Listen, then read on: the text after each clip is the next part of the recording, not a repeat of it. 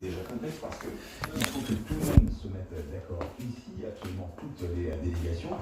Et puis, il faut aussi obtenir l'approbation, il faut quand même le rappeler, de Jair Bolsonaro, qui pour l'instant se contente de dénoncer une psychose environnementale. Il s'inquiète pour sa forêt, mais il dénonce une psychose environnementale. Et pour l'instant, la première mesure à laquelle il pense, ce serait d'envoyer l'armée pour obtenir des renforts par rapport aux pompiers. Et puis, encore plus complexe, il s'agit d'éviter qu'il y ait d'autres incendies, tout simplement protéger ce poumon vert de la planète. Là, c'est vraiment très compliqué.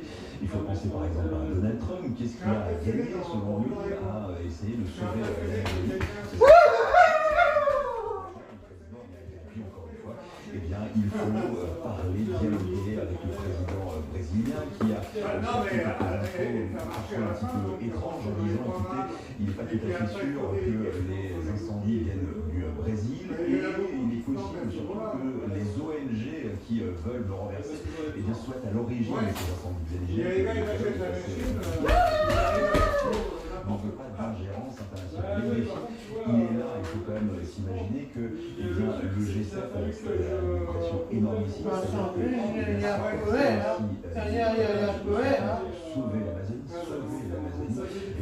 tous les défenseurs de la planète ont pensé qu'il n'y a jamais de La chaleur, le G7 travaille donc avec des initiatives concrètes selon la présidence française. Est-ce que les membres de ce G7, Thierry Bennett, peuvent faire pour l'Amazonie très concrètement? D'abord, il faut rappeler quelque chose qui me semble essentiel, c'est que le G7, c'est une sorte de théâtre. Qu'est-ce qui va se passer durant le prochain week-end est déjà organisé, planifié, travaillé depuis des mois. Mais justement, ce que vous disiez, Patrick, c'est que les choses sont en train de changer. Oui, modestement, c'est-à-dire qu'on a déjà mis en place toutes les déclarations finales, ça a été transmis. Il y a tous les choses qui est une expression qu'on n'utilise plus tellement aujourd'hui, mais c'est la façon de faire. Des conseillers, des spécialistes qui travaillent dans les équipes des différents présidents et qui travaillent constamment pour mettre au point les déclarations finales. La déclaration finale est quasiment au point. Donc il y a une sorte de théâtre final. Et donc c'est vrai qu'on peut introduire des éléments d'un petit peu de divertissement, mais je crois que l'essentiel, n'est pas absolument.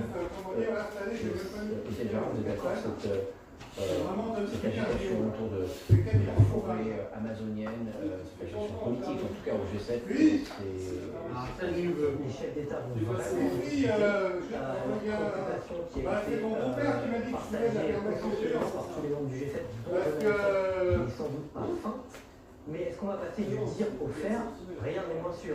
Parce que tous les chefs d'État présents n'ont pas les mêmes intérêts à prendre des mesures coercitives, ou en tout cas incitatives, très incitatives, qu'est-ce qui marcherait vraiment? Ce qui serait le plus autoritaire, le plus coercitif, obliger à réfléchir à la politique, un embargo sur les produits le contraire du Mercosur en fait. Sauf que cette possibilité, évoquée par certains membres de la diplomatie française, elle est clairement rejetée. Et c'est la menace affichée par Emmanuel Macron. Oui, tout à fait. Mais cette possibilité-là, elle est rejetée, mais très clairement par certains États européens, comme l'Allemagne, qui veut préserver à ce stade son commerce et ses relations commerciales avec le Brésil. Donc c'est tout le problème. Il n'y a pas d'intérêt convergent de la communauté internationale. Et vient la loi, Sébastien Labille, est-ce qu'on peut faire quelque chose pour protéger cette forêt et le poumon de la planète? En l'occurrence, ça nous concerne un peu tous. Alors, via la loi, oui. Déjà, le ministère public fédéral brésilien a ouvert dans les différents États. Souvenir que les orbes du bouclier de Vénus cessent peu à peu de briller pour laisser place aux taches obscures d'une saison avant laquelle Toulouse n'a qu'une idée en tête, confirmer son statut de champion. Tu croises des gens qui te disent vous m'avez réconcilié avec ce phrase magique en disant pourtant je n'étais pas le stade, pourtant vous êtes vraiment bon, mais ça commence à me plaire. Ouais, ok, à condition qu'on vive. À condition qu'on vive. Carlos Sandrone a des airs de malédiction. Depuis 2012, aucun champion de France n'a su conserver le bouclier en vitrine. Au terme de saisons souvent compliquées, entre la quête des phases finales et les ambitions en Coupe d'Europe. Quand on voit que les derniers champions de France ont eu du mal à se qualifier ou ne sont pas déjà qualifiés, je pense que ça va être très très compliqué pour nous. Oui, on a envie d'être compétitif, on a envie de rentrer dans les 6, oui, on a envie de se qualifier en Coupe d'Europe. C'est une évidence, dans chacune des compétitions dans lesquelles on est inscrit, on ne va pas lâcher un match. Je vous le garantis, on ne va pas lâcher un match. L'objectif pour l'instant n'est pas vraiment fixé, c'est surtout regarder ce qu'ont fait les autres et essayer de faire mieux. Faire mieux, mais avec moins, 13 joueurs du stade sont en sélection pour une durée déterminée par leur parcours en Coupe du Monde. Sans compter les blessés longue durée, le capitaine est à l'honneur Julien Marchand et le pilier Dorian Aldeguerri. Toulouse se sait amoindri et attendu, mais pas vulnérable. La cible, on l'a déjà quand tu es champion, je pense que tu l'as de fait. Peut-être particulièrement aussi dans cette année de Coupe du Monde où tout le monde pense que c'est le moment de nous prendre. Commencer notamment par Bordeaux qui l'a annoncé assez clairement, qui était plutôt bon de prendre Toulouse maintenant. On va se préparer avec les forces qui seront celles du Stade Toulousain au moment où on les aura. Hugo Mola devra certainement piocher à nouveau dans sa formation. Pas d'arrivée 4 étoiles cet été, mais la confiance dans les joueurs du club et du succès toulousain l'an passé. Vernon Koch et l'international sud-africain de rugby à 7 arrive comme joker Coupe du Monde, comme le troisième ligne Richie Arnold, déjà au club, mais prolongé jusqu'à la fin de l'UNDA. I think for us, if we think about defending, then it's kind of a negative mindset. If we think about Donc, offensif, c'est génial. It's not going to be easy like every year. We've got a lot of players down for the World Cup, a lot of few injuries. It's an exciting challenge for our club and our team to bleed some younger players, exciting players, and I'm sure we can do it. Le calendrier devrait rapidement mettre le champion de France dans le bain. 3 déplacements en 4 rencontres pour débuter à Bordeaux, Lyon et La Rochelle. La réception du Racing 92 comme respirateur. Pas, mais c'était exprès. Parce que si tu nous éclaires, c'est que ça faisait les meilleures photos qu'avec le gars qui avait son réflexe à choisir. On dirait qu'il a dû mettre le flash, je sais pas s'il a mis le flash ou quoi. Alors moi, ça fait une tête aussi.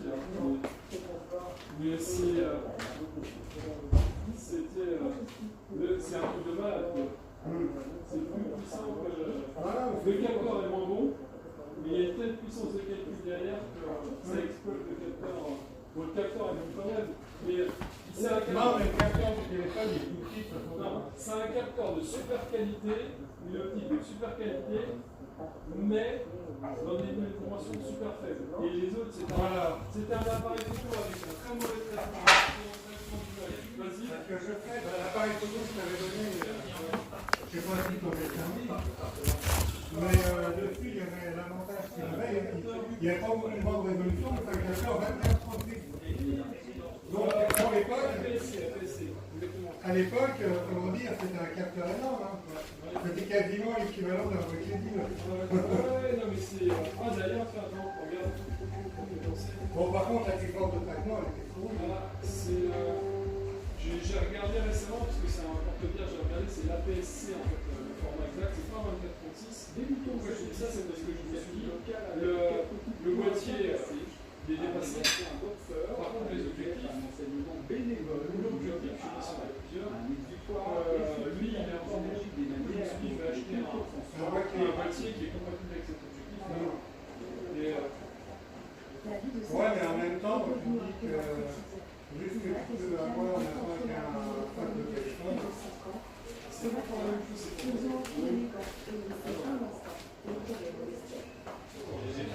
franchement, alors c'est un niveau encore au-dessus, parce que là, avec les autres que je vais acheter, l'appareil photo que je vais acheter, je prends un appareil photo à. Maintenant, ça paraît hyper cher. Mais alors, c'est génial avec un forme, il se met sur les couilles, il regarde pour faire pareil. Ce que je veux dire, c'est regarde le piqué. Tu vois le piqué ou pas? Avec un.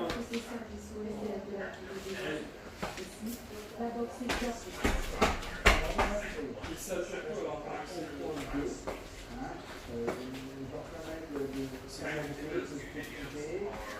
C'est pour son projet de collaboration entre ce club byzantin et la région. Internet organise chaque été des activités sportives pour les sans-abri. Cette année, la boxe fut assemblée avec. Chemise, hein?